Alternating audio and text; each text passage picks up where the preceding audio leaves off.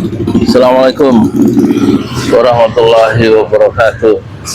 Saya Yudi Pramuko, sudah 65 kali mengitari matahari Agustus nanti. Usia saya 65 tahun, insya Allah saya ada umur. Dan menurut saya orang yang paling malang pada hari ini di Indonesia, paling malang di semesta adalah Pak Jokowi atau Presiden Indonesia yang ke-7, Joko Widodo. Coba bayangkan ya, sebelum jadi presiden sudah dicaci maki oleh civil society, dan setelah turun dari kekuasaannya dan kekuasaannya meluruh perlahan-lahan, itu masih dipersoalkan orang, khususnya tentang dugaan ijazah palsu yang dimiliki. Dan berkali-kali dia bilang akan datang ke pengadilan membawa ijazah palsu, tapi tetap orang itu menyaksikan kenyataan 4 kali sidang di Solo, Jakarta, dan di tempat lain. Itu nggak pernah, saudara. Dia datang, dan sekali lagi dia berjanji akan datang ke pengadilan.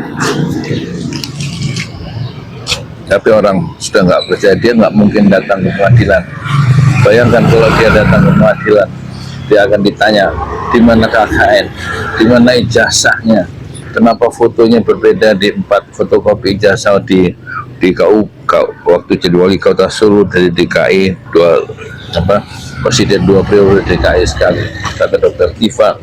4 ijazah yang dikeluarkan oleh KPU yang sudah dilegalisir itu ijazahnya berbeda, dan dia akan dicecar di ruang pengadilan di saat dia duduk di kursi pesakitan di ruang-ruang sidang itu, dan akan dicecar. Tentu itu satu situasi, satu keadaan yang tidak mungkin bisa dibayangkan, akan membuat dia jatuh, dia punya wibawa, dia jatuh punya martabat, dia jatuh punya harga diri. Apakah dia akan datang ke pengadilan? Itu peluangnya sangat kecil ya, mungkin 99,99% dia tidak akan datang ke pengadilan sebagaimana dia pernah berjanji sebelumnya. Dan di pengadilan sebelumnya, sampai Gus Nur masuk penjara, Bambang Tri masuk penjara, dan lain-lain, itu dia tidak pernah berani datang ke pengadilan meskipun dia sudah berjanji. Jadi sampai sekarang kita tetap disibukkan, dibuat gaduh oleh persoalan ijazah Jokowi, ijazah palsu menurut orang, menurut pengkritiknya. Jadi inilah ya, lelaki mantan presiden yang paling malang di Indonesia, mungkin di dunia.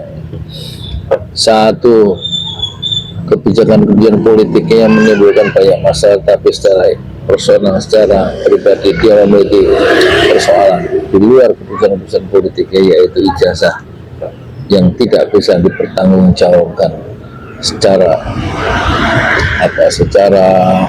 argumentatif ya, tentang originalitas dari ijazah itu.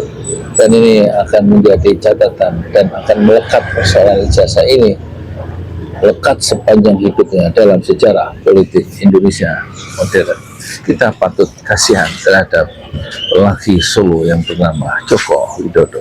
Saya Yudi Pramuko, konten kreator politik dari para youtuber tertua di semesta Pasir Sombong dan bersabarlah dengan kesabaran yang indah. Assalamualaikum warahmatullahi wabarakatuh.